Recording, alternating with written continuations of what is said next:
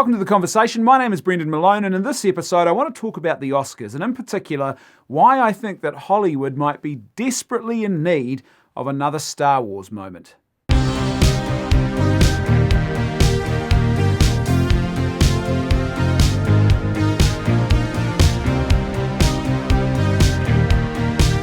So a couple of days ago, the Oscars happened, and the audience rating, those who actually tuned in to watch the Oscars, was at an all-time low. Why has this happened? Well, I'm glad you asked, because that's what I want to explore in today's episode. There's a couple of things that I think are at play here. First of all, there's no denying the COVID factor. For months and months, we've been told, stay away from public spaces with lots of faces. And that's exactly what a movie theatre is. It's hard to sort of ignore that. And there's no doubt that that fear has probably caused people to pull back from just cinema going in general and watching movies and the big tent Hollywood films that turn up in theatres. Secondly, the COVID shutdown has caused problems for the production of big tent Hollywood movies. So there hasn't been as much, and there's certainly not been the same hype around movie watching and new movies that there has been in previous years. And I think also just in general, Oscars really don't seem like a high priority in a climate of fear and worry about a global pandemic. The idea of caring about or thinking about movies suddenly becomes a far less important, not even secondary or third. It's probably right down the bottom of your list when you're thinking about the hierarchy of priorities, when your comfort has been stripped from you, you're constantly afraid and you're thinking about your own mortality. Watching films is probably not high on the list. And on top of that, I think probably the thought of zooming in or watching an Oscars ceremony, which is effectively nothing more than a Zoom meeting often in this current climate, it's pretty sterile. There's nothing really that appealing about it. You know, what are you actually looking at here? I think also there's a flip side to this, though, that people who want to blame all of the low ratings on COVID have failed to account for. And that's the fact that in the COVID era, and particularly in this period of sort of pandemic and lockdowns and everything else, people have actually spent time watching things in online, more time in the online space than they have previously. So it seems that at the very least you might expect a little bump or perhaps a consistent audience from the previous year, not a drop-off when more people are at home and actually spending that time online. But that's not what happened. They experienced a decrease. So that's the first factor. I think there's another factor here with just cinema and movies in general, that there's not that sort of same mystique and magic as there once was, because we're undergoing a bit of a changing of the technological guard, if you like. New streaming technologies have completely transformed the way in which we watch films, and more importantly, where and how we watch new release movies. I went to the movies yesterday with my family, so my wife and I, and we took our 5 kids, and the cost of just buying the movie tickets themselves, nothing else, just the tickets, we spent as much as someone who, say, had Disney or Netflix. It was about 5 months worth of streaming it cost us just to go to the movies. And that was with 2 adult passes, free passes as well included. It's not a cheap experience, and you're paying that just for one film. It really sort of the economic equation doesn't make sense. Even if you're just one person on your own going to a cheap movie session, in most places that's still about the same amount or very close to the same amount as 1 month's worth of streaming on a streaming service where you can watch so much more than just one film. So I think there is a changing of the guards and attitudes towards how we watch films that are really, that's happening now in our society.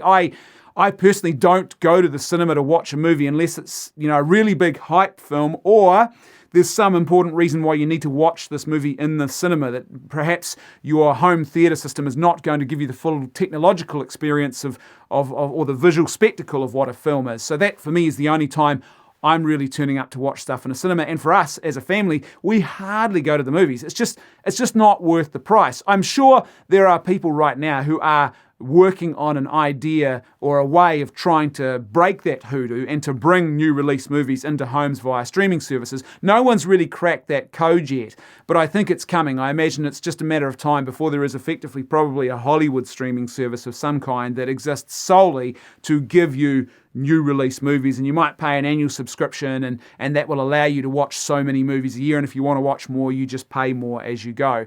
I'm sure that sort of technology is coming, but at the moment it's not there, and so it's not a particularly attractive perspective going and watching movies and then getting excited about them and Oscar buzz if you're not even turning up to a theatre in the first place because the cost is so much.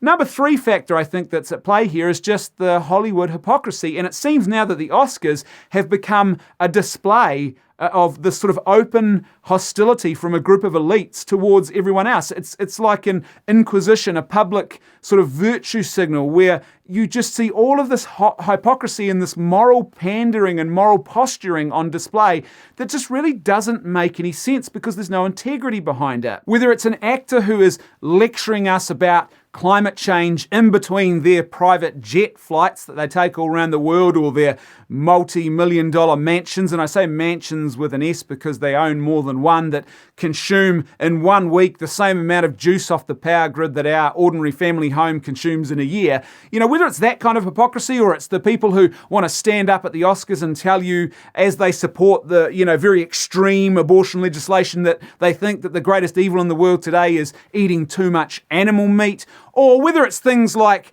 entire production companies or individuals who are saying, well, I'm pulling my production out of a particular state because they've introduced a new abortion law that has particular clauses that favour the unborn child as well, and that's horrific and it's a violation of reproductive rights, quote unquote, so we're leaving that state and we're not going to make our movies there. And we're going to keep making them, though, in China, where there's actual concentration camps and grave, ongoing and systemic and long-running abuses of human rights. We're okay with that, but we're not okay with a state that goes through a democratic process and enacts a democratic law whereby they give some preference and support to the well-being and the rights of an unborn child regarding the question of abortion. It's just riddled with hypocrisy. Not just that, but the curtain has been pulled back over the last couple of years on Hollywood itself. And it's just a seething hotbed of abuse and sexual assault and paedophilia. We know that now. It's whether it's Weinstein, whether it's Woody Allen, whether it's the whole scandal with Roman Polanski and the way people are still trying to defend him. You name it. There's no hiding this anymore. And when people from a culture like that get up and then try and lecture everyone else about what, we're not doing, you guys are not doing in the world and how you've got to do better, we've got to do better. It's like, come on, guys. Not only is this hypocritical nonsense, and not only is this not why you tune into an awards ceremony, but the simple fact is you're not even qualified for this.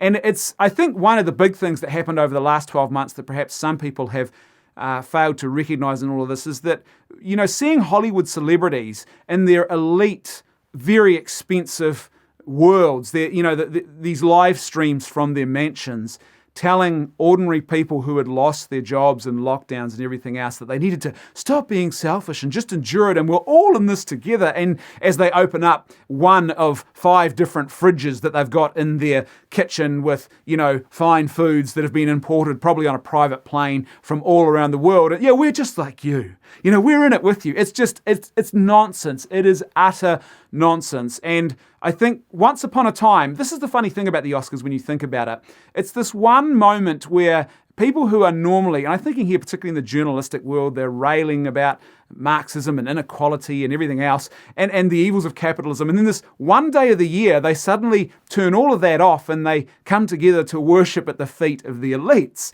And it's always been a bit like that. And you can kind of endure the fact that Hollywood stars are elites. But what's happened is I think they've lost what common touch they had previously. Think about someone like the Duke, like John Wayne. And I think about, my father loved John Wayne. He was his sort of cinematic hero, if you like. And for him, there was a sense, and you sort of always felt that in our house too, that John Wayne could have been one of us, that there was a connection with the ordinary man on the street, the ordinary woman on the street that sort of made it worthwhile to tune into that and to see, you were rooting for these people to win awards. Well, that's all gone now because they're just there's no common touch. They're so removed. They really are elites. Everyone knows that they live in a sort of bizarre ivory tower world full of hypocrisy and evil, and they want to lecture us at an awards ceremony. There's just really no point in tuning in for any of that kind of rubbish.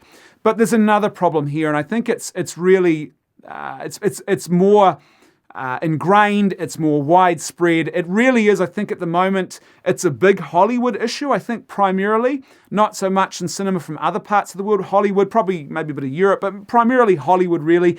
And that is the way in which authentic mythology has now been completely brutalized and destroyed. If you're a regular watcher of my Left Foot Media channel, you know I talk a lot about the importance of mythology and how the little stories that we tell ourselves, they are our way of grappling with the big mystery of the human experience, the big wonder and paradox and mystery of human life and the question of meaning and existence and is there a God and virtue and all these kinds of things. And mythology is our way of, it's like philosophizing or theologizing. It's a way of grappling with those things. It's a way of connecting to those things, I think, in a meaningful way. Well, good mythology is. It touches into those profound questions of good and evil and what is it to be virtuous and what is it to have a moral character, what is it to believe or not believe in something, all those kinds of things. That's what good mythology does for us. It's our grasping at the big story. The little stories we tell are us grasping at the big story. And mythology, there's something really beautiful about that, and that's why it's a form of escapism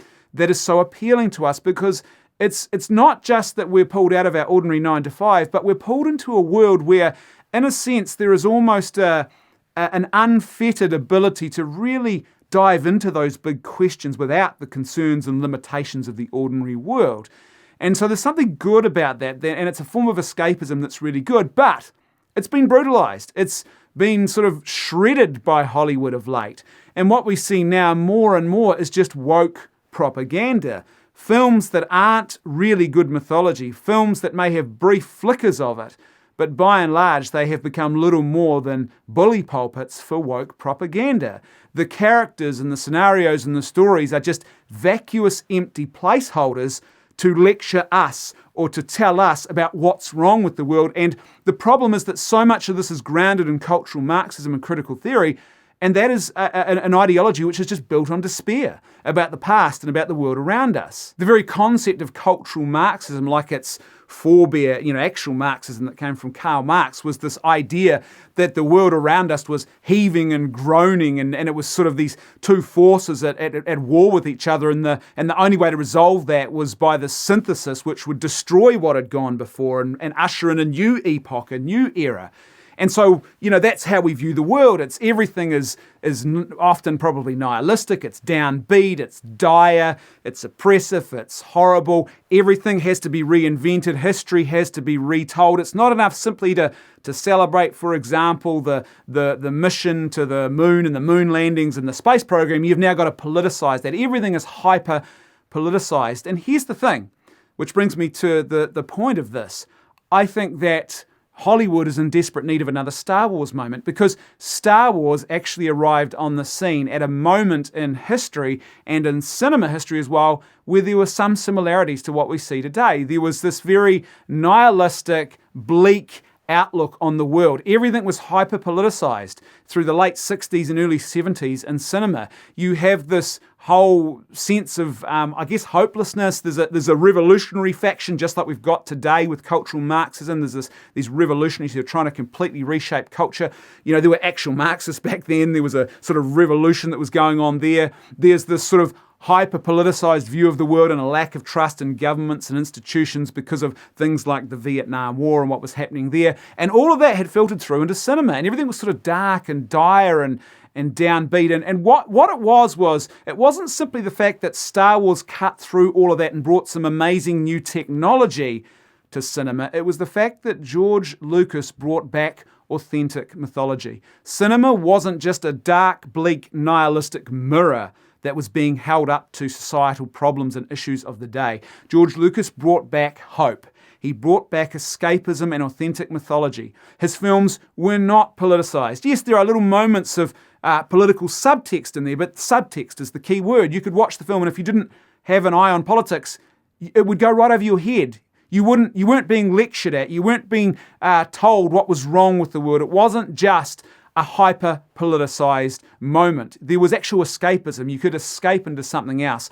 There was hope. There was virtue. There was good mythology. There was authentic mythology. There was these archetypes. There was good versus evil. There were the universal character traits that speak to all of us and the struggles we all face to live the life of being a good and virtuous person, or to choose to reject that and choose the path of evil. The universal traits of having to overcome suffering and adversity and trial in order to achieve something that is good and is gold and worthy of that trial. All of these kind of things are wrapped up in Star Wars. It sort of breaks free of, as I said, the nihilism and the despair and the hyper-politicization that very much is part of cinema in that moment, and it's obviously doing something new as well. And I think Hollywood desperately needs another one of those moments.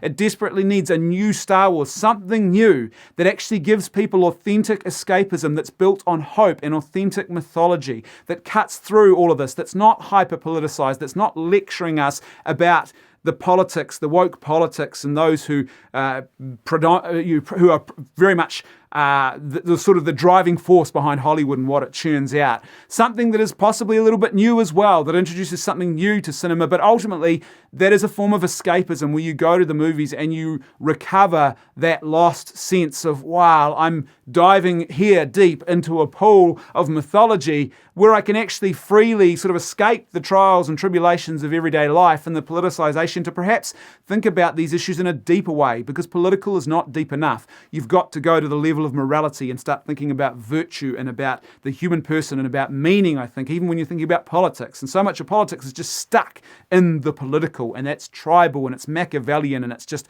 hostile and it's not a hopeful kind of place. It's despairing, it's nihilistic. Can this happen? I don't know the answer to that question. I don't know. I wonder and I worry whether it can happen again, because there's so much nihilism in our culture, and now we're sort of buried in relativism as well. We've lost sight of a transcendent good. And that transcendent good also includes things like the good of virtue. Virtue and virtues are objective truths. And in a world where we've been told to embrace a culture of moral relativism and subjectivism, and your truth is your truth and mine is mine, and it's all just social construct, it's really hard, I think, to actually produce good mythology and to remind people that there is hope, that there is something more out there. But it is possible. It's absolutely possible. And here's what I think will happen. If there's another Star Wars moment, then what will happen is studios will realize, oh, there's actually some money to be made in this. People want this. And you'll see more of those kind of moments in cinema. And then what will happen? You will get to the end of a period of a year or so, and you will have realized, heck, I've been to the movies 4 or 5 times and I've enjoyed what I've watched, and it's been beautiful escapism. And now I want to tune into the Oscars and find out which one of my favorite 5 films this year, or these beautiful moments of escapism and amazing acting and cinema, that sort of that glory moment of cinema at its best, has come back. And so you want to see which one of your favorite actors is winning their Oscars and all that kind of stuff. And there'll be a renewed interest then in watching what happens, as long as you tune in and you don't discover that the Oscars are still resembling some sort of woke church session where we're being delivered a series of sermons about how bad we all are. If they can put that aside as well, then guess what? I think people will start tuning into the Oscars again. But the first thing they need is a moment of hope. Authentic mythology needs to be recovered, and a sense of stripping away the politicization and going for something more. And no, that doesn't mean another superhero movie either, or another superhero movie with political talking points in it. It means something new. Something has to break that hoodoo. It's probably out there. Someone artistic is probably thinking about this and is ruminating already on it. Let's just hope that the studio has enough faith to back them, and we see that change very, very soon. Thanks for watching this episode of The Conversation. Don't forget to like, share, and give this video a thumbs up. That all helps the channel. And wherever you're watching, please subscribe. If you're on YouTube, don't forget to hit the little notifications bell as well. That way you'll get updated about every new piece of content that we publish. A huge thank you to everyone who is supporting us at patreon.com/leftfootmedia. For as little as $1 a month, you can help to ensure that this great content keeps happening. So that's patreon.com/leftfootmedia. As little as $1 a month, or as much as you'd like to contribute. And a huge thank you, as I said, to everyone who made today's episode possible. You guys are awesome. I'll see you next time on The Conversation.